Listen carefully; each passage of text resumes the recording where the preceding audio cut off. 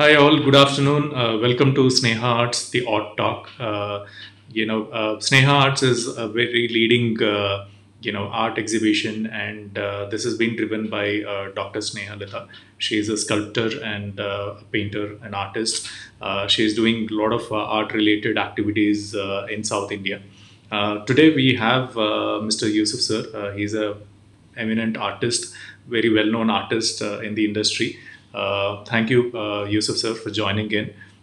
Yusuf sir has worked a lot in terms of art and in terms of visual art. In terms of he's also a sculptor. He's also a painter. He's also into graphics. He's also into drawings. आज हम बात करेंगे sir के journey के बारे में और जानना चाहेंगे कि आपका एक्सपीरियंस कैसा था.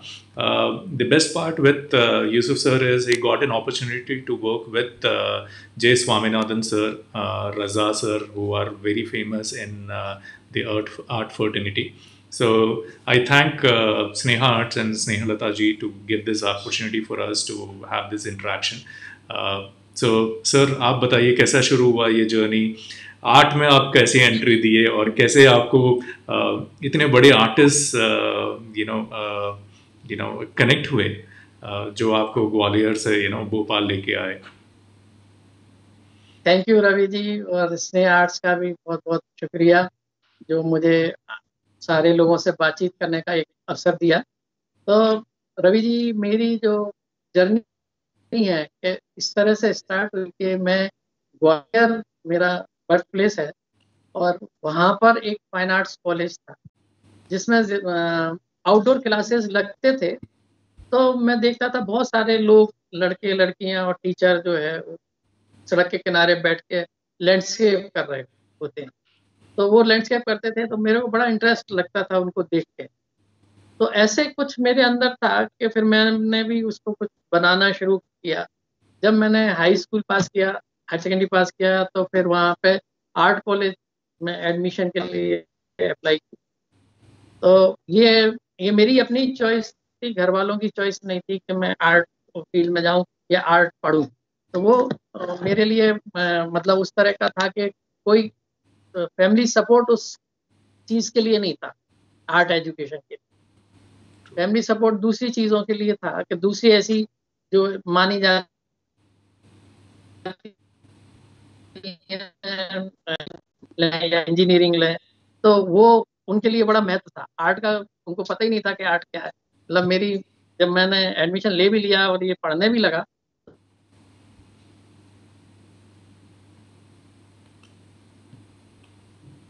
सबका वीडियो थोड़ा ब्रेक हो रहा है sir.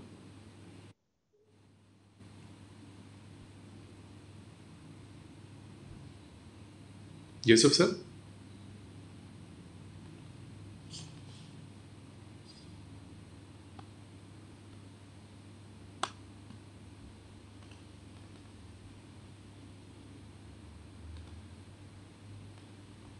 Give us a minute, guys. I'll just connect back with him.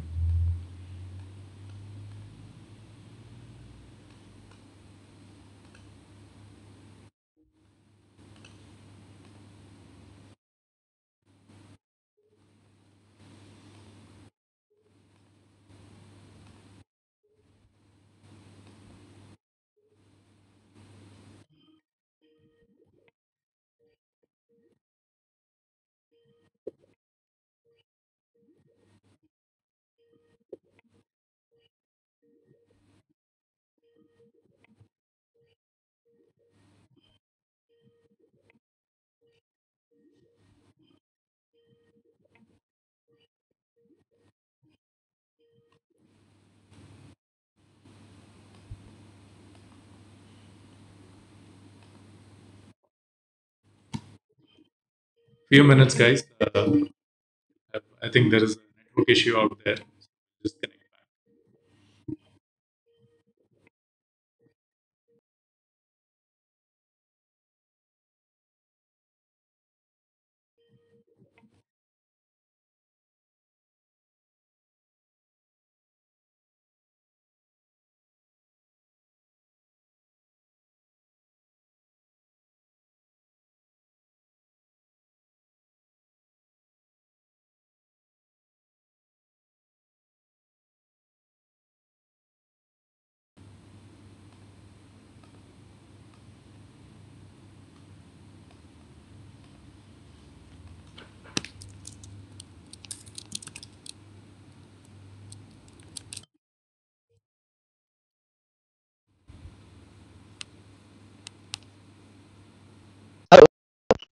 Hi, चलिए, sir. Light gone. आवाज। हाँ, Hi, sir. Hello. Yes, sir. हाँ, लाइट। हाँ, we are back. 1 second.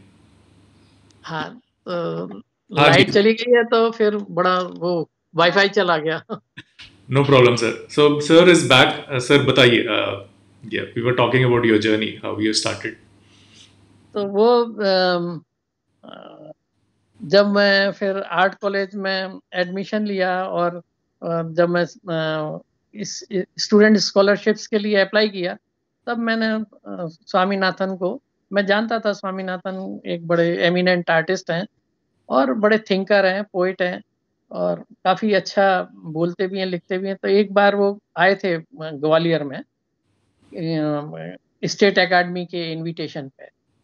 तो मैंने उनको अपना काम भी दिखाया था, तो वो बहुत ज़्यादा खुश थे मेरे काम से। तो फिर मैंने उनको ही अपना गुरु चुन लिया था। तो इस तरह से उनके संपर्क में आया। उनके संपर्क में आने से मैं बहुत सारे लोगों के, बड़े-बड़े लोगों के संपर्क में आया, क्योंकि उनके सारा उठना-बैठना उन लोगों के साथ में था जो उस वक़्त के एमिनेंट आर्टिस्ट होते थे। तो ऐसे मेरा जो है परिचय बहुत बढ़ता चला गया। फिर मुझे स्टेट गवर्नमेंट ने दिल्ली में एक घड़ी स्टूडियो खुला ही खुला था 70s में, Hmm. जिसमें graphic workshop, painting workshop, ceramic workshop, sculpture workshop ये सब थे। तो स्टेट ललित कला, ये सेंट्रल ललित कला अकादमी ने जो है उसका वो किया हुआ था, इस तरह का कम्युनिटी वर्कशॉप बनाने का। तो उसमें मुझे इनविटेशन मिला, तो 3 महीना रह के मैंने वहाँ पे ग्राफिक का काम किया, क्योंकि ग्राफिक की फैसिलिटीज हमारे मध्य प्रदेश में नहीं थी और हम जानते भी नहीं थे। ग्राफिक के नाम पे सिर्फ वुड कट और लिनो कट होता था हमारे यहाँ कॉलेज में। तो वहाँ पे हमने बहुत सारी चीज़ें, बहुत सारे नए technique, silk screen, etching, aquatint, ये सब, लिथोग्राफी, ये सब सीखी। तो मेरा बड़ा इंटरेस्ट हो गया ग्राफिक में, क्योंकि वो नया मीडियम था, नया सब्जेक्ट था। तो वो सब करते करते फिर ये था कि मेरा इधर से पास आउट हुआ पेंटिंग के उससे। तो फिर चूंकि नौकरी वोकरी कुछ थी नहीं, क्या करते क्या नहीं करते, घर वालों का प्रेशर होता है कि आप जैसे ही पास हो जाते हैं तो आप कुछ ना कुछ करें, नौकरी करें, मतलब पढ़ लिए आप। तो फिर मैंने स्कल्पचर में, इस चीज से बचने के लिए स्कल्पचर में एडमिशन ले लिया, तो स्कल्पचर करने लगा। तो वो भी 3 साल का कोर्स था, एडवांस स्कल्पचर का। तो वो मतलब ये था कि 3 साल फिर घर वाले नहीं बोलेंगे, क्योंकि हमने कहा कि ये हो जाएगा तो इससे पढ़ रहे. बड़ी नौकरी मिलेगी। Hmm. तो मतलब उनको बताने के लिए कि भाई इससे बड़ी नौकरी मिलेगी। तो फिर उन्होंने मेरे को अलाउ किया करने के लिए। तो ऐसे स्कल्पचर करने के बाद जो है अ, हम फिर खाली हो गए, फिर कोई काम धंधा नौकरी कुछ नहीं मिली। तो हमारी माँ ने कहा कि भाई अभी आपका ये जितना भी डिग्री डिप्लोमा है ना, ये सब दीवार पे टांग दो, हम जो कहते हैं वो करो। हमने मतलब हथियार डालने पड़े फिर, क्योंकि कुछ कर नहीं सकते थे। अपना धीरे धीरे अपना काम करते थे, मगर उसमें कोई अर्निंग या ऐसा कुछ तो था नहीं उस वक्त। तो बिकता भी इतना नहीं था काम वाम, Hmm. कुछ भी नहीं था, शुरुआत थी। तो फिर उन्होंने कपड़े की दुकान जो है मुझे खुलवा दी। तो जो क्लॉथिंग वगैरह होता है, जब उस वक्त जीन्स जैकेट और ये सब बहुत चल रहा था, इंटर्न शॉप जैसी एक शॉप बड़ी मेन मार्केट में मुझे ग्वालियर में खुलवा दी। फिर उसको मैं चलाया होगा 1 साल, मतलब मैंने किया होगा वो काम दुकान वाला। मुझे मन लगता नहीं था, काम अच्छा भी नहीं लगता था कि वो सब करना। मगर क्योंकि मुझे कुछ नहीं करना होता था, उसमें सेल्स गर्ल और वो सब होते थे, वो सब करते थे बेचना का काम। मगर फिर मैं, ये स्वामी जी का मेरे पास मैसेज आया, मेरे एक फ्रेंड को उन्होंने भेजा दिल्ली से कि उसको बोलो यूसुफ को कि वो भोपाल में आके मुझसे मिले। तो वो सुबह आया और मैं 12 बजे की गाड़ी से भोपाल गया। 6 बजे पहुंचा वहां पर। 6 बजे पहुंचने पर थोड़ी देर रुका, बातचीत की उनके घर में, क्योंकि मेरे पास कुछ भी नहीं था। एक छोटा सा बैग था, शोल्डर बैग। Hmm. डिनर उन्हीं के साथ किया। तो डिनर पर जब किया तो उन्होंने कहा हम ऐसा ऐसा एक म्यूजियम बना रहे हैं मल्टी आर्ट कॉम्प्लेक्स में। तो अगर वो जो म्यूजियम में जो है,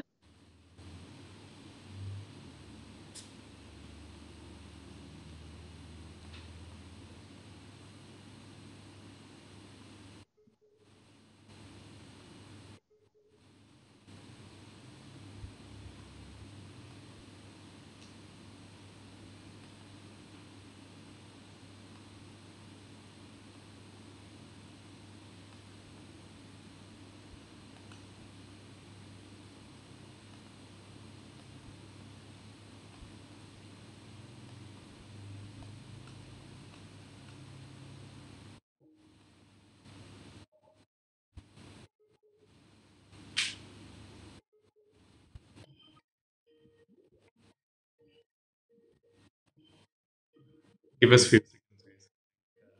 सर को थोड़े कुछ challenges आ रहे हैं लगता है।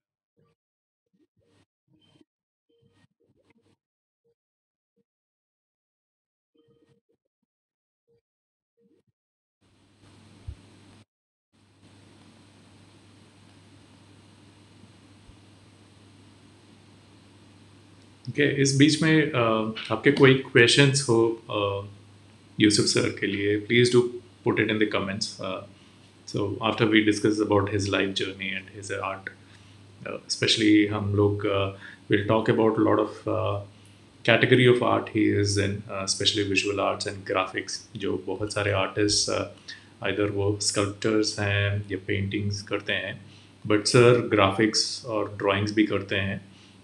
So इसके बारे में हम लोग बात करेंगे. So any questions related to that, feel free to ask. In the meanwhile, we'll get connected with him.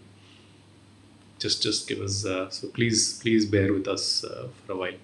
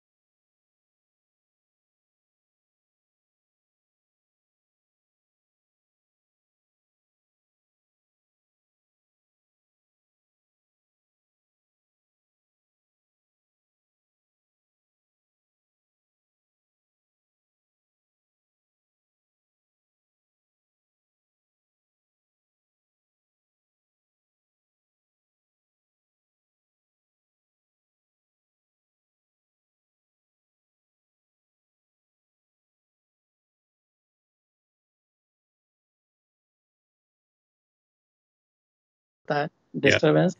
तो ऐसे फिर मैं मैंने जो है रेस्टोरेशन का जब काम किया वहाँ पर, जब तमाम आर्टिफैक्ट्स टूट कर आते थे तो उनको मैं जोड़ने लगा, तो स्वामी जी को लगा कि ये इसका हाथ और दिमाग जो है ना रेस्टोरेशन में ज़्यादा अच्छा है। बल्कि कई बार वो चैलेंज भी करते थे कि इसको तू ठीक कर देगा तो हम मान जाएंगे, तो मैं करता भी था। तो फिर उन्होंने मुझे ऑफर किया कि हम भारत भवन की तरफ से आपको जो है ग्रीक में रेस्टोरेशन के कोर्स के लिए भेजते हैं। तो मैंने कहा कि मैं तो नहीं करूंगा उसको। तो करेगा, तुझे पता नहीं है उसमें बहुत पैसा है, सब कुछ है, तू अच्छी चीज है, तू उसको कर यार। मैंने कहा नहीं। तो बोले फिर क्या करेगा? मैं यहाँ पर मध्य प्रदेश में ग्राफिक स्टूडियो नहीं है, मतलब ग्राफिक एजुकेशन भी नहीं है। तो मतलब वो ग्राफिक के नाम पे वुड कट और लिनो कट होता है स्कूलों में, कॉलेजेस में। तो वो मैं कहा ग्राफिक स्टूडियो डालूंगा। तो वो बोले यार पता नहीं गवर्नमेंट मतलब आपको कब अलाउ करेगी या नहीं करेगी, प्रोजेक्ट मानेगी नहीं मानेगी। तो मैंने नहीं माने कोई दिक्कत नहीं, मैं बैठा हूँ और मैं जब भी होगा। तो मैं ना घर भी गया और मतलब मैं उस सर्विस में, तो 1-2 महीने बाद ही सरकार ने वो प्रोजेक्ट मान लिया कि ग्राफिक स्टूडियो बनना चाहिए भारत भवन। तो फिर वो ग्राफिक स्टूडियो सेटअप किया उसमें पूरा। तो ग्राफिक स्टूडियो सेटअप करने से क्या हुआ, ये पूरा इधर महाराष्ट्र और इधर जितना भी था अलाइन स्टेट जो थे, उसमें कहीं पे भी इतना बड़ा स्टूडियो नहीं था। सिर्फ स्टूडियो था तो ये अपना ललित कला अकादमी का गढ़ी स्टूडियो था दिल्ली में। इवन भुवनेश्वर वगैरह में भी नहीं था उस वक्त जब हमने किया। तो बहुत सारे लोग फिर उसको ज्वाइन करने के लिए आने लगे, बहुत सारी फैसिलिटीज फिर वहाँ पे प्रोवाइड होने लगी। और अपकमिंग आर्टिस्ट के लिए तो वो मतलब एक तरह का बड़ा गोल्डन अपॉर्चुनिटी हो गई वहाँ पे काम करने की और सीखने की। तो इतना वो उस तरह से वो चलने लगा। फिर इसके बाद जब ग्राफिक स्टूडियो बहुत चलने लगा तो हिंदुस्तान के अंदर प्रिंट आर्ट बैनाल नहीं होता था। मतलब अपने यहाँ एक ट्रिनाले अकेला होता था, ललित कला अकादमी का सेंट्रल जो ललित कला अकादमी है वो एक ट्रिनाले करती थी। तो कोई भी एक इंटरनेशनल प्रोग्राम ऐसा कुछ होता ही नहीं था प्रिंट मेकिंग का या प्रिंट आर्ट का। तो वो उसको फिर डिजाइन किया और बताया कि इसमें मतलब ज्यादा पैसा नहीं लगेगा, हम प्रिंट रोल करके मंगाएंगे और यहाँ पे हम फ्रेम करके उसको डिस्प्ले कर सकते हैं। आइडिया पसंद आया स्वामी जी को, तो फिर वो जो है हम लोगों ने वो इंटरनेशनल प्रिंट आर्ट बैनाल शुरू किया और वो बड़ा सक्सेसफुल हुआ। मतलब मैं जब तक वहाँ भारत भवन में रहा, करीब 10 या 11 मैंने प्रिंट आर्ट बैनाल किए। उसके बाद वो बंद भी हो गया। मैंने जब वहाँ से रिटायर हुआ तो वो बंद भी हो गया। मगर एक पूरे देश को एक मैसेज गया कि नहीं, ये प्रिंट आर्ट भी कोई चीज़ है, और बहुत लोगों ने उसमें इंटरेस्ट लिया, बड़ा सीरियसली उसको लिया गया, और देश विदेश में भी उसका बड़ा नाम हुआ, भारत भवन प्रिंट आर्ट बैनाल का। तो ऐसे मतलब बहुत सारी चीजें, और इतना जो कंट्रीब्यूशन था जो मध्य प्रदेश में आर्ट फील्ड में ऐसे था ही नहीं था, तो वो हमने उस तरह से किया। तो बहुत सारे लोगों को उसमें अपॉर्चुनिटी मिली, वो आगे बढ़ने का, काम करने का मौका मिला, और बड़ा उत्साह हुआ उस तरह का। इस तरह की ये जर्नी रही। फिर मैं 2010 में रिटायर हुआ, तो फिर उत्तरायण आर्ट फाउंडेशन के जो धुमाल सर हैं, उन्होंने मुझे इनवाइट किया कि मेरे लिए फोक और ट्राइबल आर्ट का म्यूजियम बनाया जाए। तो वहाँ पे उनके लिए काम किया कुछ दिन। फिर डीपी धर मेमोरियल ट्रस्ट है, उसके लिए काम किया श्रीनगर में। फिर जब ये मैं सब कर रहा था तो बिहार म्यूजियम बन रहा था। बिहार म्यूजियम बना तो आज से 3-4 साल पहले उन्होंने मेरे को अप्रोच किया कि भाई हमारे यहाँ हमारे साथ काम करोगे क्या, एज ए डायरेक्टर। तो मैं उसमें आर्कोलॉजी भी था म्यूजियम में, कंटेम्प्रेरी आर्ट के साथ आर्कोलॉजी भी था। तो मैंने मना कर दिया कि नहीं, मैं आर्कोलॉजी के साथ काम नहीं कर सकता, क्योंकि मुझे उसका नॉलेज नहीं। कंटेम्प्रेरी आर्ट का साथ कर सकता हूँ। फिर वो उन्होंने परसू किया मेरे को कि भाई ये जो आर्कोलॉजी का जो है, आपको नहीं उस तरह से करना, तो आपके साथ दूसरे लोग भी रहेंगे, वो करते रहेंगे, वो आपको असिस्ट करेंगे, आप बन जाए। तो बहुत 2 साल के बाद जो है वो कन्विंस कर पाए मुझे, और मैं तब राजी हुआ उनके लिए। तो फिर मैंने उसको ज्वाइन किया एज ए डायरेक्टर। तो बिहार म्यूजियम में एक बड़ा अच्छा था कि डायस्पोरा भी एक था वहाँ पर सेक्शन। मतलब कंटेम्प्रेरी आर्ट का था, रीजनल आर्ट का सेक्शन था, आर्ट हिस्ट्री था, मतलब ये आर्कोलॉजी था। तो ये सारी चीजें थी। एक चिल्ड्रन सेक्शन था उनका। तो ये बड़ा मतलब इंटरेस्टिंग था मेरे लिए। और मेरे को सबसे ज्यादा उसमें जो डायस्पोरा था उसका, कि जो बिहारी मजदूर देश विदेश में गए हुए हैं, इधर उधर गए हुए हैं, और उन्होंने अपनी भारतीय कला संस्कृति और बिहार की जो कला संस्कृति है उसको लेके वहां पर उन्होंने काम किया है, मतलब उसको छोड़ा नहीं है। तो वो सारी चीजों को कलेक्ट करना और उसको डिस्प्ले करना, और हमें अपने इतिहास और कला संस्कृति से अवगत कराने का एक बड़ा अच्छा, मेरे लिए जानने के लिए भी बहुत अच्छा था। जो मेरे मतलब कई ऑर्गेनाइजेशन में काम करने से क्या होता है कि बहुत सारी चीजें हम जानते हैं मगर सीख नहीं पाते। जब उनके साथ इन्वॉल्व होते हैं तो सीखते भी हैं। बहुत सारी चीजें हमें सीखने को मिली और करने को भी मिली। इस तरह से ये पूरी जर्नी हुई।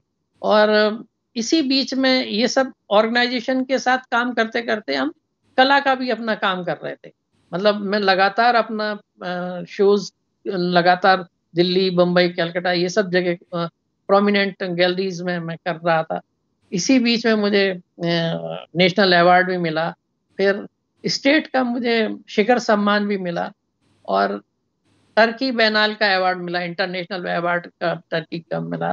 फ्रांस फ्रांस का रेजिडेंसी मिली मुझे, अवार्ड मिला। उससे 3 महीना मैं फ्रांस में, पेरिस में रहा। तो जब मैं फ्रांस गया तो रजा वहीं पे रहते थे, तो रजा से मुलाकात हुई, तो रजा से दोस्ती हुई, फिर उनके साथ रहा, उनके स्टूडियो में काम किया। तो ऐसे बड़ा उनसे बहुत सारी चीजें उनसे सीखने को मिली, जानने को मिली। तो इस तरह से मेरा ये दायरा फैलता चला गया, कि मैं अलग अलग लोगों से बड़े बड़े लोगों से मिलता रहा, और उनके संपर्क में आने से बहुत सारी चीजें सीखी, और अपनी कला कर्म में भी लगा रहा। तो ये इस तरह से मेरा सारी जर्नी जो थी वही हुई। तो अभी मैं क्योंकि ये कोरोना की वजह से घर में ही हूँ, तो घर में काम कर रहा हूँ, तो लगातार काम कर रहा हूँ, जो बहुत दिनों से छूटा हुआ था ऑर्गेनाइजेशन के लिए काम करने की वजह से। बहुत कम टाइम दे पाता था, अभी पूरा टाइम मैं पेंटिंग दे रहा हूँ। तो आपको अभी फिर से टाइम मिल रहा है आपके पैशन को ये करने के लिए? जी जी। तो अभी बड़ा अच्छा टाइम है मेरे लिए तो कि मतलब कोई आ रहा है ना जा रहा है ना मिल पा रहे हैं किसी से उस तरह से, सिर्फ फोन से बात होती है और सारा टाइम मतलब डिस्टर्ब नहीं होते, काम अपना करते रहते हैं। तो काफी काम चल रहा है, तो उसमें आजकल तो ये कोरोना के ऊपर ऑनलाइन ही सारी एग्जीबिशंस और ये सब चल रहा है, तो उसमें बड़ा पार्टिसिपेशन हो रहा है, काम हो रहा है। सो यूसुफ सर, आप जब स्वामीनाथन सर से मिले थे और रजा सर से थोड़ा टाइम बिताए उनके साथ, अपार्ट फ्रॉम आर्ट, मतलब आर्ट के अलावा ऐसी कौन सी चीज़ उनके पर्सनालिटीज से आपने अपने अब्जॉर्ब किया, अपने आप में अब्जॉर्ब किया as personalities, not as art, artist नहीं, बट एज अ मेंटालिटी जो रहती है, हर गुरु की एक मेंटालिटी रहती है वो, या स्वभाव रहता है, उसमें से कौन सा आपने अपने इसमें ऑब्जर्व किया है? देखिए ये आर्ट तो ठीक था, वो सारा सीखा, उनका जो एक्सपीरियंस था मतलब आर्ट के अलावा जो और दूसरे थे, जैसे स्वामी तो खुद अच्छे विचारक भी थे, थिंकर भी थे, फिलोसफर भी थे, अच्छा कवि भी थे, लेखक भी थे, लिखते भी थे, बहुत अच्छे बोलने वाले भी थे। तो ये ऐसी चीजें थी जिसमें मुझे लगा कि ये जरूरी है किसी भी आर्ट फील्ड में अगर आप जाते हो तो इन सारी चीजों का आपको सामना करना पड़ा। इवन रजा रजा को भी बड़ा शौक था तमाम सारी कविताओं का और उसका और उनको लिखने का। तो इन लोगों ने मेरे कैटलॉग भी लिखे हैं, रजा ने भी लिखा है, स्वामीनाथन ने भी कैटलॉग लिखा है। तो ये जो क्वालिटी थी लिखने पढ़ने की और दूसरी विधाओं को जानने की, मतलब जो कविताओं से संबंध है या लेख है या पढ़, वो हमेशा मुझे कई बार सजेस्ट करते थे, स्वामी ये किताब पढ़ो वो किताब पढ़ो। हालांकि उस वक्त बड़े मजाक में हम बोलते भी थे, स्वामी आप पढ़े हुए हो ना, आप हमें बता दिया करो हम क्यों। मगर जब वो नहीं रहे तब समझ में आया कि नहीं वो पढ़ना जरूरी था। जरूर। तो वो मतलब ऐसी बहुत सारी चीजें वो दूसरी विधाओं के बारे में पढ़ना लिखने का जैसे बता के गए, चीजों को देखने का एक जो सबसे बड़ा महत्वपूर्ण एक एलिमेंट था कि पेंटिंग को कैसे देखना, वो देखना बड़ा मतलब किसी कोई नहीं सिखाता। इवन हमारे आर्ट कॉलेज में भी सिलेबस में देखने का कोई चैप्टर नहीं।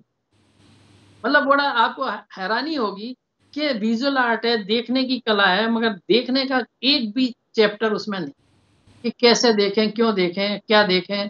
मतलब तो देखना और निहारना, ये दोनों का बड़ा फर्क है। देखना बड़ा सतही होता है, सरफेशियल होता है। निहारना जो है बड़ा आप कीनली उसको देखते हैं, किसी एक चीज को पर्टिकुलर देखते हैं, उसके बियॉन्ड भी जाते हैं आप उसके। तो ये जो चीजें जो है उन लोगों से मतलब जो पहले मेरे से छूटी हुई थी उनके बारे में हम सोच ही नहीं सकते। ट्रू। फिर जैसे मैं ड्राइंग करता था, मैं शुरू से ही ड्राइंग करता था क्योंकि मेरे पास पैसे होते नहीं थे, मतलब घर का उस तरह का सपोर्ट नहीं था कि इसके लिए पैसा वो दें, क्योंकि उनके लिए तो ये सेकेंडरी एजुकेशन थी, मतलब सेकेंडरी चीज थी, दोयम दर्जे का था ये सारा सब्जेक्ट। तो जो मेन सब्जेक्ट होते हैं वो तो वो थे जो इंजीनियरिंग हो डॉक्टरी हो तो वो उसमें करें। तो मैं सबसे सस्ता मीडियम ये था इंक, इंक और पेन। तो इससे जो ड्राइंग करते थे तो उससे उससे फिर ये करते करते और उनसे बातचीत होते होते स्वामी से, रजा से, तो ये लाइन के बारे में जो है पता लगा कि लाइन मतलब क्या। तो लाइन बड़ी एब्स्ट्रैक्ट है, उसका नेचर में एग्जिस्टेंस नहीं है लाइन का। ट्रू। तो ये लाइन एक ऐसा एलिमेंट था, एब्स्ट्रैक्ट एलिमेंट था जिससे हम ये सब रचते थे, सारे ड्राइंग करते थे। फिर उसमें जब मैंने राजस्थानी मिनिएचर देखे तो मिनिएचर में पेंटिंग के ऊपर लिखा होता था ये चित्र लिखा फला फला ने। हम्म। तो ये बड़ा लाइन मुझे फैसिनेट की कि हमारे यहाँ तो मतलब चित्र को बनाना बोलते हैं, ये हमारे ट्रेडिशन में तो चित्र लिखना है। तो बड़ा इंटरेस्टिंग था ये। तो मैं कैसे लिखूं चित्र, तो मैंने पैरेलल लाइन जैसे वो कॉपियों में होती हैं, लिखने की वाली कॉपियों में होती हैं राइटिंग के लिए पैरेलल लाइन, उनका यूज किया अपने चित्रों में। तो वो बड़ा यूनिक था क्योंकि उसमें कोई भी इस तरह से करता नहीं था यूज। पूरी दुनिया में भी कोई उसको पैरेलल लाइन को उस तरह से यूज नहीं करता चित्र बनाने के। तो वो उससे मतलब मेरे को एक रास्ता ऐसा मिला, मेरा अपना रास्ता बना। और उसमें ये है कि एब्स्ट्रैक्ट एलिमेंट के साथ मैंने फिर एब्स्ट्रैक्ट फॉर्म भी उसमें इंक्लूड हुए, तो वो पूरा का पूरा एब्स्ट्रैक्ट आ गया। और उसमें उस अमूर्तता में मेरी अपनी जो फिलॉसफी भी उसमें शामिल हो गई, क्योंकि मेरे माँ बाप ने जब मुझे भगवान के बारे में बताया तो वो एब्स्ट्रैक्ट था, वहां पे कोई फिगर नहीं था, इंद्री गम्य कोई चीज नहीं थी वहां पे जो इंद्री को समझ में आती हो या जानती हो इंद्री, तो ऐसी कोई चीज थी ही नहीं। तो वो मतलब मेरे को अपने उसमें ले गई, जो मेरी अपनी बनावट। इस तरह से वो अमूर्त चित्रण चालू हो गया। तो उस अमूर्त चित्रण की वजह से और इन लाइनों की वजह से, ड्राइंग की वजह से एक विशेष स्थान बनने लगा और एक अलग तरह से सोच बनने लगी। क्योंकि दूसरे लोग लाइन का जो इस्तेमाल करते थे वो चीजों को घेरने के लिए करते थे। मतलब अगर वो लाइन जहां से शुरू करते हैं और जहां खत्म करते थे तो वो किसी ऑब्जेक्ट में कन्वर्ट हो जाती थी या फिगर में कन्वर्ट हो जाती थी, लाइन सेकेंडरी हो जाती थी। मेरे इसमें लाइन प्रोमिनेंट ही रहती है। और उसमें ये रहता है कि अगर मैंने दो लाइनें खींची हैं तो तीसरी लाइन अपने आप बनती है, जनरेट होती है। तो ये जो फर्क था उसने मुझे एक विशेष स्थान दे दिया ड्राइंग में। सुपर। सो पेरेंट्स, आपके आपके माता पिताजी, जो उनका डर था कि आप कमा नहीं रहे, आप आपसे दुकान लगवाया, सो ये कब उनको लगा कि ये आप सही डायरेक्शन पे हो, ये अभी कमा लेगा, ये अपने ये अपना लाइफ खुद देख लेगा? सो कौन से कब हुआ ये, और कौन से एज में हुआ ये? नहीं, मैं 28 साल का था जब स्वामीनाथन का इनविटेशन मुझे मिला था कि आप भोपाल आ जाओ। तो मेरे माँ बाप को कभी नहीं लगा था कि मैं इससे कुछ कमा लूंगा। तो मैं उनको सिर्फ ये बोल के आया था कि मैं कल आ जाऊंगा, एक दिन के लिए बोल के आया था, दूसरे दिन आ जाऊंगा।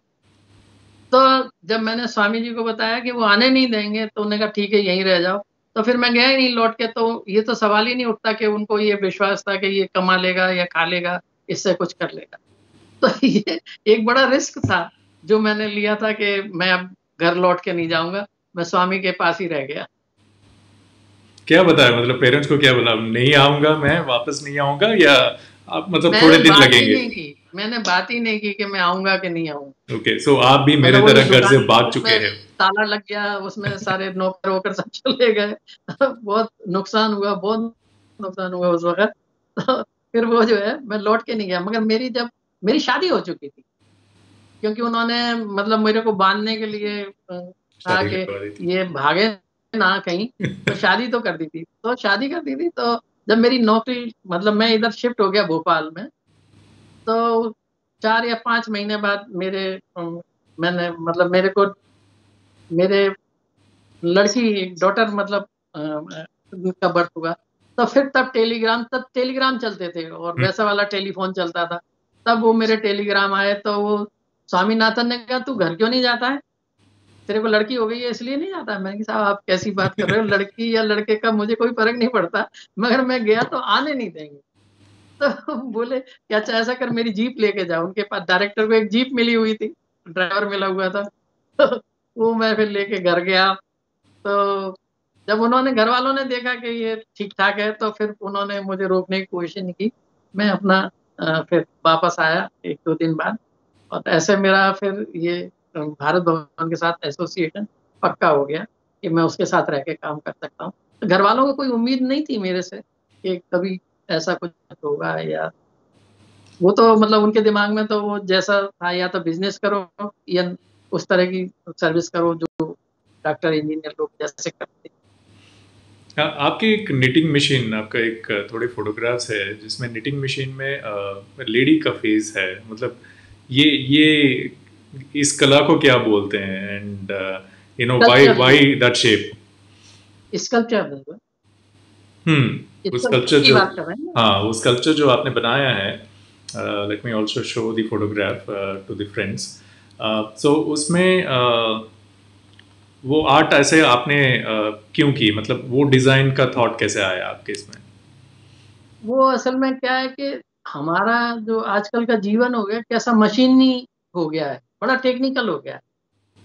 ट्रू। तो उसमें वो जो इमोशनल जो रहता था टच या पर्सनल टच रहता था, वो अभी सोशल डिस्टेंस और बढ़ता ही चला जा रहा है और वैसा नहीं हो रहा। बड़ा मतलब ऊपरी बड़े सरफेशियल रिलेशन हो रहे हैं हम्म। हमारे मशीनी अंदाज की वजह से। तो वो उसको सोच के वो बनाया था कि, और फिर दूसरा ये था कि उसका फॉर्म उसके साथ जाता था। जैसे राइट। आपने स्फिनिक्स देखे होंगे या अम, ऐसे तो उस स्फिनिक्स का जैसे एक शेप है, उस शेप में ये स्विंग मशीन का वो जाता था। तो उसके साथ चेहरा जोड़ के और वो सब बनाने का और उसमें वो सारी चीजें लाने का कि हमारा कैसे रिलेशन हो गया, मशीनी रिलेशन हो गए सोसाइटी में। तो वो बहुत ज्यादा जो इंसानियत की जो बात है वो खत्म हो गए, बड़े दो टूक बात होने लगी है इस तरह की। तो और हमारे जो रिश्ते हैं उसी तरह से जकड़े जा रहे हैं, होते चले जा रहे हैं। मतलब बड़े कहना चाहिए बड़े दो टूक रिश्ते हो रहे हैं। हम्म। तो वो थोड़ा सा मुझे ऐसा लगता था कि ये मशीनीकरण हुआ जा रहा है हम लोगों का, इतना इंडस्ट्री और ये सब बढ़ता जा रहा है, हमारी अपनी वो चीजें होती चली जा रही हैं जो हमारे बचपन की थी। नाइस। ये दोस्तों को दोनों दिखा रहे हैं, एक एक आई थिंक गोल्ड कलर के इसमें है, एक सिल्वर सिल्वर कलर के शेड में है। सो दोनों हम अभी ऑडियंस को दिखा रहे हैं, आप नहीं देख पाओगे बट ये ऑडियंस को अभी दोनों आपकी बट creativity- जो सिल्वर कलर का है उसमें बुल्ट के इस्तेमाल किया हुआ है, जो नट बोल्ट है, नट बोल्ट ओके है पूरा। ना। ओके, हेड के ऊपर नट जो है बोल्ट पूरा नट बोल्ट यूज किया हुआ है। तो वो मतलब हम अपने आप को किस तरह से तैयार कर रहे हैं सोसाइटी के लिए, ये बिल्कुल हम हर चीज को नट बोल्ट में कसते हैं ना, जैसे वैसे कस रहे हैं। तो उसमें हमारे जो मानवीय रिश्ते हैं वो सफर कर रहे हैं। हम्म। ट्रू। गुड सर, आपके बाकी भी थोड़ी पेंटिंग्स हैं हमारे पास दिखाने के लिए। सो ये वाला अलग पेंटिंग है जिसमें आपने अपनी क्रिएटिविटी दिखाई है। This is called the untitled 46 by 36 medium acrylic and ink on canvas. ये 2011 में एक बनाई थी आपने। अच्छा अच्छा। तो ये इन सब का जो एक है ना, ये सारे नोटेशन है। मतलब आप जो चीजें देखते हैं हम्म। मतलब वो ऐसी चीजें देखते हैं आप और उनको नोटिस भी नहीं करते हैं। बहुत सारे लोगों के जैसे कुछ पत्थर पड़े हैं, कंकड़ पड़े हैं, लकड़ी के टुकड़े पड़े हैं, कपड़े पड़े हुए हैं। तो ऐसे कुछ चीजें आसपास रहती हैं, मगर वो हमारे इंद्रिय गम में है, मगर हम उसको उस तरह से लेते नहीं हैं। ठीक। तो ऐसी चीजों को लेके हमने काम किया है और इसमें वही एलिमेंट यूज किया है जो लाइन का होता है। हम्म। मतलब पॉइंट के प्रोग्रेशन से जो लाइन बनती है उसका जो एलिमेंट है, तो उस एलिमेंट को लेके मतलब उसका टाइनी लाइन का एक टाइनी टुकड़ा सा है, उसको लेके मैंने काम किया है। तो उस जब उन दो टुकड़ों को रखते हैं तो बीच में एक और लाइन बनती है। तो वो जो इससे वाइब्रेशन होने लगता है पेंटिंग में, तो वो लाइव दिखने लगती है। तो और ऐसे फॉर्मों को वो लाइन मेरी घेरती नहीं है, जैसे दूसरे आर्टिस्टों में लाइन जो है चीजों को घेरती है। अगर उन्हें ग्लास बनाना होगा तो शुरू करेंगे और जब खत्म करेंगे तो ग्लास में कन्वर्ट हो जाएगी लाइन, लाइन सेकेंडरी हो जाएगी। मेरे इसमें लाइन सेकेंडरी नहीं होती, प्रोमिनेंट ही रहती है। वो चीजों को घेरती नहीं है, मगर वो उनके भारी जमाव से कुछ आकृतियां दिखती हैं, कुछ रूप दिखते हैं। वो ऐसे रूप होते हैं जो हमको ऐसा लगते हैं कि ये अमूर्त है। मतलब जबकि अमूर्त कुछ नहीं होता है, होता सब मूर्ति है, मगर हमारी इंद्रियां उसको ले नहीं पाती, इसलिए वो अमूर्त लगता है। कई बार हमको बस फीलिंग होता है जैसे हवा है, हम्म। हवा मतलब अमूर्त है, उसका कोई मूर्त रूप नहीं है, मगर फील होता है ना। आसमान है, मैं उसको सब मतलब बहुत सारी ऐसी चीजें हैं जो अमूर्त हैं। मतलब जैसे हम एक मूर्त संसार में रहते हैं, उतने ही हम एक अमूर्त संसार में भी रहते हैं। तो ये जब आप उनके साथ काम करते हैं, अमूर्त चीजों के साथ काम करते हैं, तो वो सब मूर्त रूप लेने लगती हैं। फिर वो आपको पता लगने लगता है कि हमारा एक मूर्त संसार भी है और एक अमूर्त संसार भी है। उसी से ही पता लगता है कि वो हमारे आसपास की चीजें ही हैं जो हमें मूर्त रूप में दिखाई देती। नाइस। इसमें इसमें आप म्यूजिक की बात कर रहे थे, मतलब ये वो हाँ, कितना ये मेरे इन्फ्लुएंस। कुछ मैंने पेंटिंग अपने बनाए थे, जैसे म्यूजिक के नोटेशंस होते हैं ना। हम्म। तो अगर मतलब मैं वो स्ट्रिंग्स जैसे जिसमें वो लिखा जाता है, म्यूजिक की जो स्क्रिप्ट है, हम्म। सेम स्क्रिप्ट मेरे ड्राइंग्स में आती हैं, क्योंकि वो लाइनें ऐसी पैरेलल चलती हैं, उसके बीच बीच में फॉर्म आते हैं। ओके। तो अगर मान लीजिए हम अ, जैसे उसको प्ले करने जाएं, तो वो उससे वैसे ही म्यूजिक निकलेगा जैसे वो जो है मतलब हमारे ओरिजिनल म्यूजिक में जैसे हम करते हैं, इंस्ट्रूमेंट प्ले करते हैं, तो वैसे का। तो ऐसे मेरा सोच था कि हम ये जो बना रहे हैं, सारी जो स्ट्रिंग्स बना रहे हैं, उसके बीच बीच में फॉर्म्स डाल रहे हैं, तो वो जैसे आप वॉइस को रिकॉर्ड करते हो तो कैसे ऐसे ऐसे हम्म। फॉर्म बनता है, एक नक्शा सा बनता है। तो ऐसे ही इनका जो विजुअल आर्ट का है, इस तरह का एक बनता है, नोटेशंस की तरह कि वो बनता है। तो अगर आप मान लीजिए उसको बजा सकते हैं, तो आप उस तरह से बजा पाएंगे, देख पाएंगे, इवन उसके अंदर घूम भी पाएंगे, क्योंकि उसके अंदर जो लाइनें हैं वो कहीं रोकती नहीं है, आप उसके अंदर इजीली जा सकते हैं, कैमरा लेके भी जा सकते हैं। इस तरह का मेरा थॉट था उसके लिए। वाह। तो बहुत बहुत इमेजिनेशन है इसमें इन्वॉल्व।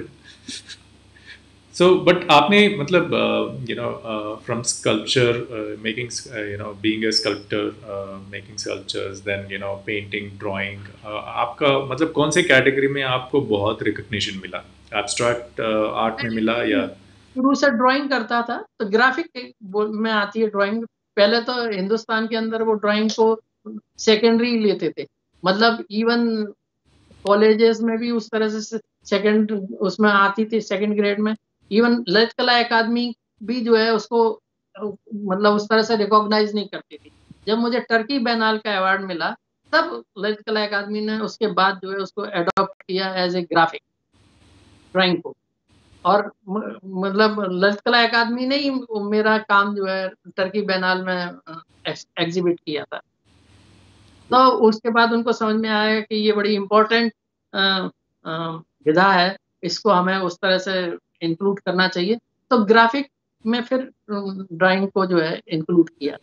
तो मैं ड्राइंग ही करता था शुरू से, अभी भी मैं करता हूँ ड्राइंग, बहुत सारा ड्राइंग करता हूँ। और क्योंकि मेरे पास बहुत सारे लोग जो है यंग लड़के लड़कियां सीखने के लिए, गाइडेंस के लिए आते हैं, तो मुझे फिर ये सारा कलर और ये दूसरी चीजों के साथ काम करना पड़ा। मगर मेरी जो रिकॉग्नाइजेशन है वो ड्राइंग के उसमें ही है। सो आपके सक्सेसेस आपने रज़ा सर से और बाकी गुरुओं से आपने सीखा है, तो आपके सक्सेसेस भी बिल्ड हुए हैं इस जर्नी में? हाँ, बहुत सारे नए लोग जो हैं, काफी मतलब ये जो जब भारत भवन बना और हमने ये ग्राफिक वर्कशॉप शुरू किया, तो पूरे हिंदुस्तान के नौजवान आर्टिस्ट जो है आने लगे। तो उनमें से बहुत सारे लोगों ने मतलब मेरे साथ रह के काम किया, सीखा, और अभी एस्टेब्लिश आर्टिस्ट हैं, वो काफी अच्छा काम कर रहे हैं। तो ऐसे नहीं है कि वो मतलब रुक गया वो सिलसिला। अच्छा, जो मैंने गुरुओं से लिया वो मैंने इनको भी दे दिया, मतलब मैंने उसमें कोई छुपाव नहीं किया कि भाई। और ना उसका मतलब मैं खुद क्योंकि मैं खुद इस जर्नी से ऐसे ही आया था कि मेरे को कोई मदद करने वाला नहीं। इन्हीं लोगों ने मदद की थी, इन्हीं सीनियर आर्टिस्टों ने मदद की थी। तो मैं जानता हूँ कि कितने नौजवान आर्टिस्टों को वो सब भुगतना पड़ता है जो मैं भुगत कर आया, क्योंकि अभी भी घरों में ड्राइंग पेंटिंग को जो है उस तरह से महत्वपूर्ण विषय के रूप में नहीं लेते। सही। क्योंकि वो सेकंड ग्रेड ही है घरों में, क्योंकि उससे तुरंत पैसा मिलता नहीं है, नौकरी भी उस तरह से नहीं मिलती है। तो मतलब बड़ा स्ट्रगलिंग वाला सब्जेक्ट है कि आप बड़ा संघर्ष करके उसमें एक जगह बनाते हो।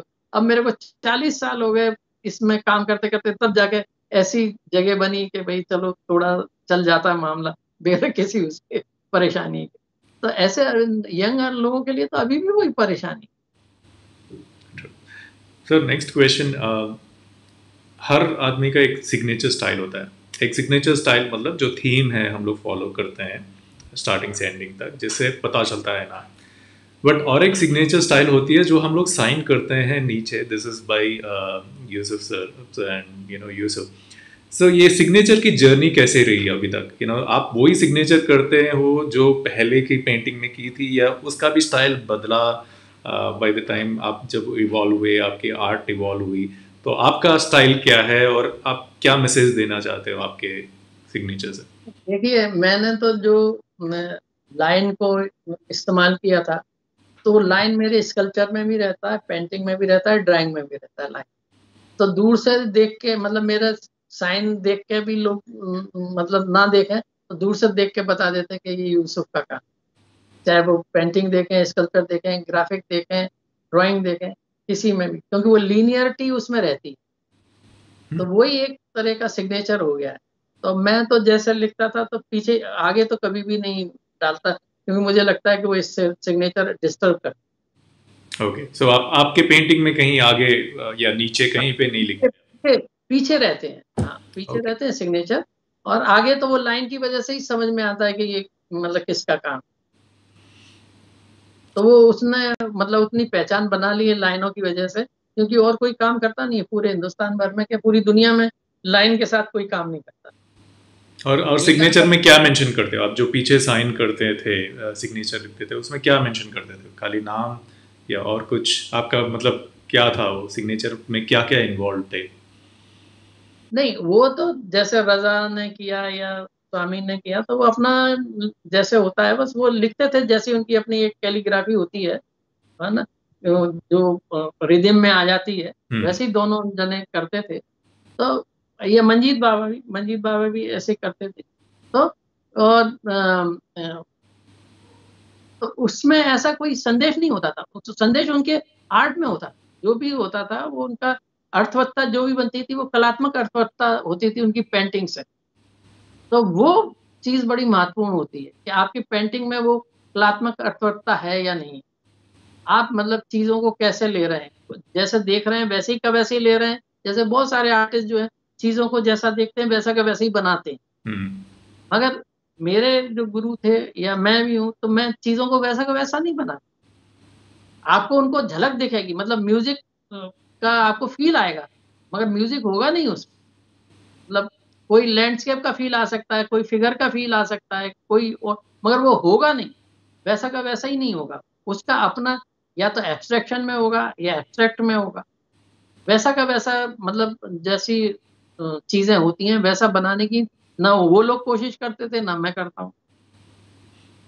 तो वो उस तरह से अपने आप ही एक ऐसी शैली डेवलप होती चली गई जो दूर से देख के पता लगता है ये फलां का काम। आपको बहुत सारे रिकग्निशंस मिले इसमें, आपको बहुत मतलब दिल के करीब कौन सा रिकग्निशन है?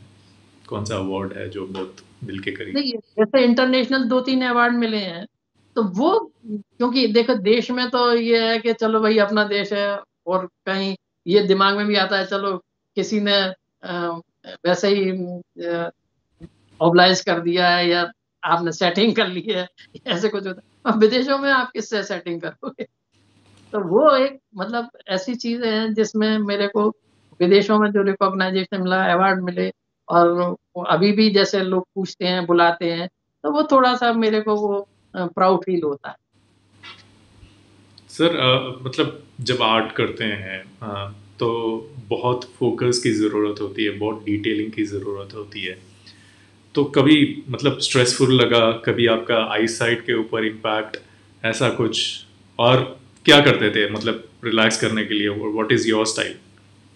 नहीं, ये तो देखो आपकी बनावटी मतलब मेरी बनावट के नजदीक थी ये सारी चीजें, इसलिए मुझे कभी थकावट भी नहीं लगती। मैं रात रात भर भी काम किया, मतलब ये ऑफिस भी जाता था, भारत भवन, बिहार म्यूजियम, कहीं पे भी जाता था, मगर मैं काम कभी मैंने नहीं छोड़ा, काम करता ही रहा।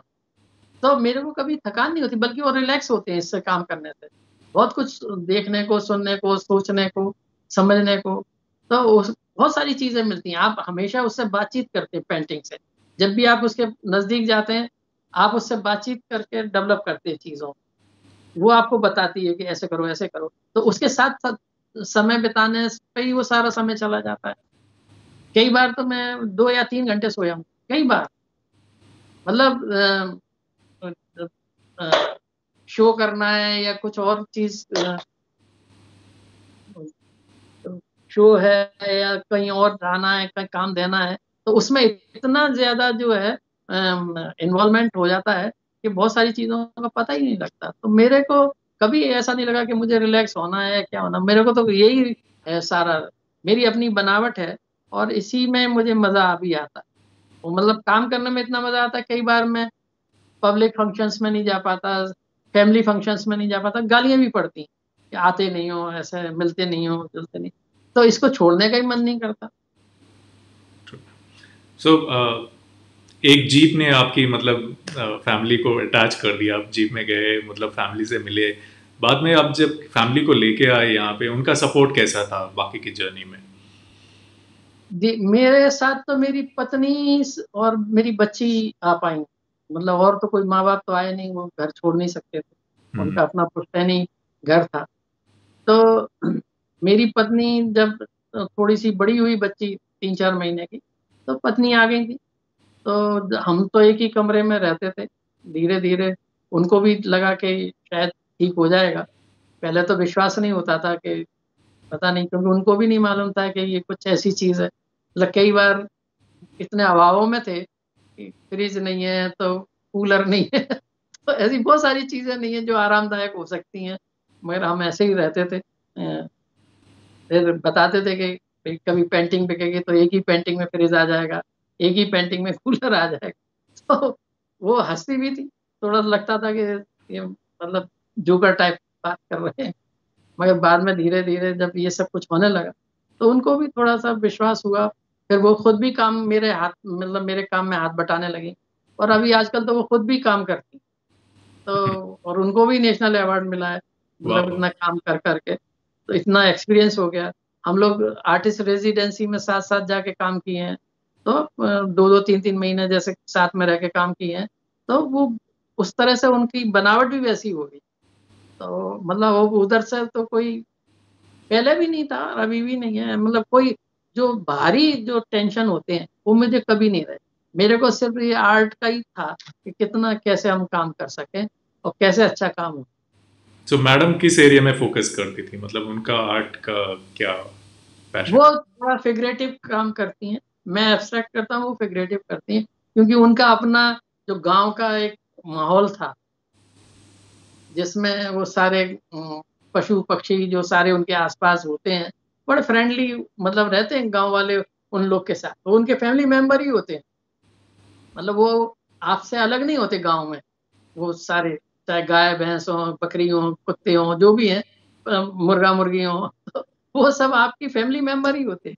उनकी वैसी ही देखभाल होती है जैसे और छोटे फैमिली मेंबर की देखभाल होती है। तो उनके उसमें उस तरह की चीज़ें आई हैं पेंटिंग में, और उन्होंने उस तरह से अचीव भी कर लिया मेरे साथ काम करते-करते। एक जो एक निपुणता आ जाती है एक उसमें काम करते-करते आपकी स्किल डेवलप हो जाती है। फिर इमेजिनेशन तो आपकी अपनी है, तो आप उसको अच्छी तरीके से अप्लाई कर सकते। वाह।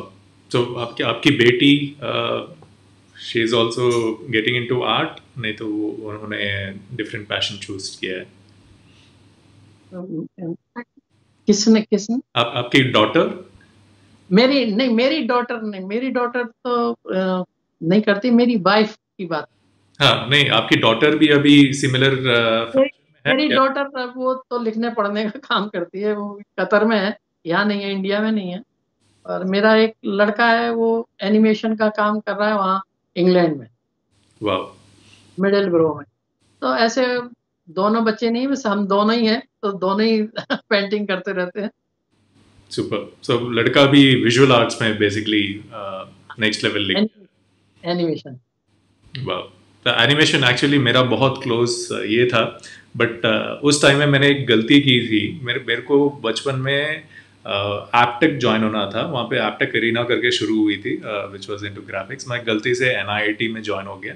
मेरे को नहीं मालूम था कि एनआईआईटी में ग्राफिक्स नहीं, खाली कोडिंग शुरू कर दिए थे, पैसे पे कर दिए, मतलब कोर्स कंप्लीट कर दिया, बट वो सेटिस्फैक्शन नहीं था कि मैं, बट या वो रिग्रेट था कि मैं एरिना ज्वाइन नहीं हो पाया। बट या आजकल बहुत डिमांड में है। सो आजकल के आर्टिस्ट के लिए सर आपका आपका कुछ सजेशन। आजकल बहुत सारे जितने आर्टिस्ट भी जो मेरे पास जितने भी लोग आते हैं, चाहे वो रिसर्च करने वाले हों, चाहे पीएचडी करने वाले हों, या सीखने के लिए आते हैं, या गाइडेंस के लिए मैं एक ही बात कहता हूँ कि आप अपना काम करते रहो। आप जितना ज्यादा काम करेंगे उतना आपके लिए अच्छा होगा, क्योंकि वो काम ही आपको बताएगा कि आपको क्या क्या करना है। जैसे हम कैनवास के सामने बैठे रहेंगे ना, तो कैनवास ही हमको ड्राइव करता है, बताता है कि हमको ऐसा करना है। बातचीत उससे होने लगती है। तो जब ये स्थिति आ जाएगी तो फिर आपको इधर उधर नहीं देखना होगा। तो वो तो आप ज्यादा काम करोगे तब उससे उससे दोस्ती बनेगी, उससे प्यार बनेगा, फिर वो बताएगा। तो आप ज्यादा काम करिए और आपको वही रास्ते पे ले जाएगा, आपकी अपने रास्ते पे ले जाएगा। क्या होता है, शुरू में इतनी सारी चीजें होती हैं, जैसे नए नए लोग आते हैं ना, तो बहुत सारा इधर भी सोचना है, उधर भी चलना है, ये भी करना है, वो भी करना है, तो निकल कुछ नहीं पाता। तो पहले अपने को आप खाली करोगे तब तो नया कुछ आएगा, तब आपकी अपनी बात बनेगी। तो पूरा जैसे बाल्टी में एक पानी होता है, उसको निकाल दोगे पूरा, तब तो नया पानी बिल्कुल साफ सुथरा बनेगा। अगर उसी में आप मिलाते जाओगे नया पानी, वही गंदा बनता जाए, कभी साफ नहीं होगा।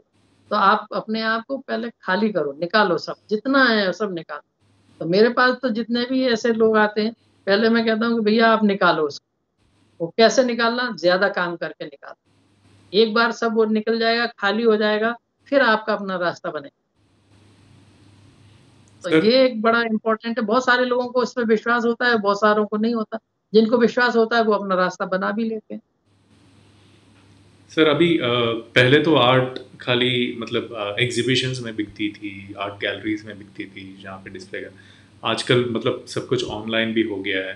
तो any suggestions for new artist, मतलब जो नए आर्टिस्ट आ रहे हैं, जो छोटे आर्टिस्ट हैं, जो गैलरी तक नहीं पहुंच पाते, ये सोशल मीडिया में अपने आर्ट बेच रहे हैं। So any suggestions for them, I mean budding artist जो आर्ट करते हैं, अपने अपने स्टाइल में आर्ट करते हैं, तो जो अपने आर्ट को बेचना चाहते हैं, थोड़ा कुछ कमाना भी चाहते हैं उसके द्वारा, उनके लिए कुछ। हाँ, ये सारा एक स्ट्रगल का पार्ट तो है ही, क्योंकि जब हमने शुरू किया था तब तो मतलब उस टाइम में तो आर्ट बिकती भी नहीं।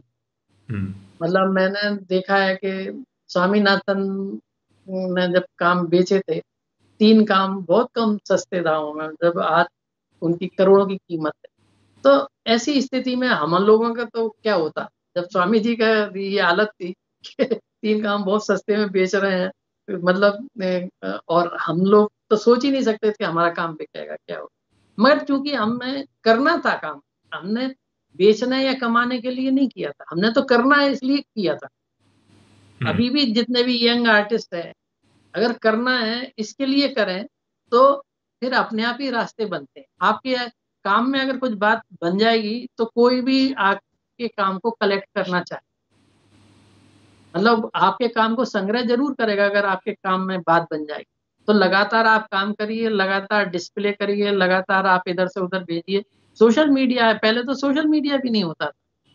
और जैसे हम बम्बई में शो दिया तो कितने लोग जो बम्बई के हैं वो सुनने देख लिया, बाकी के लोग तो नहीं देखते थे। अभी तो मतलब पूरा दुनिया देखती है। आप कहीं पे भी उसको डालो, चाहे सोशल मीडिया के किसी भी प्लेटफॉर्म पे जाके आप डालो, तो वो बहुत सारे लोग उसको देखते रहते, चेक करते रहते। तो जब आपके उसमें काम में बात बन जाएगी तो वो खुद ही पकड़ते हैं लोग, खुद ही आते हैं। तो आपको उस तरह से बेचने के लिए मतलब गुहार नहीं लगानी पड़ती। अगर आपके काम में दम है, ताकत है, कुछ बन जाती है, कुछ अट्रैक्ट करने लगते हैं, तो वो अपने आप ही वो सब करते हैं। मगर शर्त यही है कि आपको लगातार काम करना पड़ेगा, लगातार लोगों को दिखाना पड़ेगा, कोई उसको रिकॉग्नाइज करे या नहीं करे। क्योंकि आपने जब शुरुआत की थी तो ये सोच के नहीं की थी कि इससे हमें पैसा कमाना है। मैंने तो नहीं की थी कम से कम, हम्म। इससे पैसा सही। कमाना है। वो तो इसके करते करते पैसा आने लगा, वो अलग बात। हम्म। पुरस्कार मिलने लगे, वो अलग बात है कि इसके करते करते हमने कोई पुरस्कार पाने के लिए नहीं काम किया। तो वो जब बात बनने लगती है तो लोग फिर अपने आप ही उसको संग्रह करने लगते हैं। तो जितने भी यंग लोग हैं उनको थोड़ा सा पेशेंस रखना चाहिए और उनको अपना पूरी ईमानदारी से काम करते रहना चाहिए। एक ना एक दिन उनको रिकॉग्नाइजेशन मिलेगा, उनको वो सारी चीज़ें भी मिलेंगी जो वो अभी सोचते हैं। सर, आपका आपका प्राइसिंग स्ट्रेटजी क्या है नए लोगों के लिए? Not not very senior artist, but नए लोग जो आ रहे हैं, उनका आर्ट अच्छा है, लोग उसको एडमायर कर रहे हैं, प्राइसिंग कैसे लेनी चाहिए? मतलब there is a cost involve, material and जो हम लोग मटेरियल यूज़ करते हैं, देर इज़ एफर्ट्स, मतलब क्या मैन होता पावर है, का तो मतलब इसमें बहुत मुश्किल है लगाने का कि मैंने 4 घंटे किए हैं या 2 दिन लगे हैं या 2 हफ्ते लगे हैं, तो कैसे, how do you come with that pricing? मतलब I am not from art, देखिए, so audience sorry, but I am not from art, but how do you decide the price of the? जैसे मैंने जब शुरुआत की थी ना, ये सारी प्रॉब्लम मेरे लिए भी थी। मगर जैसे इम्पीरियल शीट थी 22-30 की, 22-28 की शीट होती है इम्पीरियल। तो कला मेला हुआ था दिल्ली में, तो हमने जो ड्राइंग किए थे, हमारे 12-15 ड्राइंग हमने वहाँ डिस्प्ले किए थे। तो 800 रुपये से 1200 रुपये में बेचे थे हम वो ड्राइंग, जो आज 1.25 लाख 1.5 लाख में बिकता है वो ड्राइंग। तो आप शुरुआत ऐसे करो कि लोगों के पास जाए काम, पहले हम्म। पहले ही इतनी प्राइस मत रखो कि वो वहीं के वहीं बंद हो जाए। आपको अपने काम को फैलाना चाहिए, आपके काम को लोग जाने, पहचाने, रिकॉग्नाइज करें, और एक दूसरे को भी अगर सजेस्ट करना हो तो कर सकें। इतना अफोर्डेबल होना चाहिए शुरुआती काम, क्योंकि अभी आपका रास्ता भी पक्का नहीं होता। जब आप शुरुआत में होते हैं तो क्या रास्ता होगा आगे क्या पता। तो वो लोग उतना पैसा देना ठीक नहीं समझते। जब आपका रास्ता पक्का हो जाता है तो फिर वो आपको पैसा भी ज्यादा देना, क्योंकि फिर वो उसका रिकॉग्नाइजेशन होता है, बन जाता है, उसका एक बन जाता है मामला, कि पहचाना जाने लगता है कि ये इनका ही काम। तो फिर उसका आप उस तरह से पैसा लो, मगर शुरू में आपको थोड़ा कम प्राइस रख के अपने काम को फैलाना चाहिए। जितना भी आप फैलाओ। अच्छा, आप दूसरा कम प्राइस रखोगे तो आपका बिकेगा ज्यादा, और आपको काम करने के लिए ज्यादा अपॉर्चुनिटी मिलेगी, उत्साह मिलेगा, एनर्जी मिलेगी, पैसा भी मिलेगा। आप उसका सामान भी खरीद कर सकते हो। सामान भी इतना महंगा होता है, काफी महंगा होता है आर्ट मटेरियल। तो अगर मान लो आपको अच्छा काम करना है, अच्छा मटेरियल लेना है, तो फिर वो कॉस्टली भी होता है। मगर जैसे जैसे आपके पास ये सब फैलता जाएगा तो ये सारी चीजें आप अवेल कर सकते। मगर आप शुरुआत में ही बहुत सारा मतलब महंगा रखोगे तो फिर मुश्किल हो। फिर एक आध बार तो कुछ हो जाता है, मगर फिर खत्म हो जाता है माल, फिर बनता नहीं, तो फिर फ्रस्ट्रेशन आता है। तो मेरा सजेशन ये है, जितने भी नए लोग हैं उनको बहुत उससे शुरुआत करना चाहिए, कम पैसे से, ताकि उनका अपना मार्केट और उसमें फैलाव हो सके, ज्यादा बढ़ोतरी हो सके। Thank you sir, thanks a lot. आपने अपनी जर्नी के बारे में बात की, आपकी एक्सपीरियंस विद 2 गुरुज उनके बारे में बात की, आपके फैमिली में के बारे में बात की, एंड आपने बहुत सारे इंसाइट्स शेयर किए। आपने अपने नए unique art, I think India में मतलब मैंने जो देखा है आपके डिस्कशन से, इंडिया में आपने पहली बार चीज़ों को लाने की कोशिश की है जो नहीं थे एट दैट लेवल। जो जब आप डिपार्टमेंट्स हेड कर रहे थे तो उस लेवल में आपकी सोच थी कि ये इंडिया में नहीं है, लेट्स स्टार्ट दिस। एंड ये सजेशंस आप गुरुओं को देते थे जो ऑलरेडी बहुत फेमस थे। सो बहुत बहुत अच्छा लगा आपको मिलके, because we need people like you जो कुछ नया ट्राई करे, कुछ नया करना चाहे, कुछ नया ये कंट्री को लेके आए। And nice connecting with your family and knowing you well. बहुत धन्यवाद, आपके एक्सपीरियंस आप शेयर करें, and thanks to Sneha Arts for giving this opportunity for me to connect with you, because this is nice. And thanks to all the friends who been complimenting. Sir, बहुत सारे विवाह देख रही हैं, बहुत है, सत्यजीत, मनप्रीत, एंड संजीव कुमार, देन या रिमी कुमारी, ये सभी ब्रॉडकास्ट देख रहे हैं। And there is Boich Betty, who is from Bhopal. He is also complimenting that he is happy. He is from Bhopal and he is very happy to see you. So there are a lot of people who are seeing this particular show. And आपका ये जो show आपने हम लोग ने digitally record की है, ये सालों साल बहुत सारे आर्टिस्ट को हेल्प करेगा, जो आपकी सोच है, जो आपकी थॉट प्रोसेस है। So thank you, sir. Thanks शुक्रिया, a lot. शुक्रिया रवि जी और स्नेहा जी, दोनों को बहुत बहुत धन्यवाद। बहुत अच्छा लगा आपसे बात करके। धन्यवाद। Thank you. Thank you, friends. Thank you, sir. Have a great day. Thank you.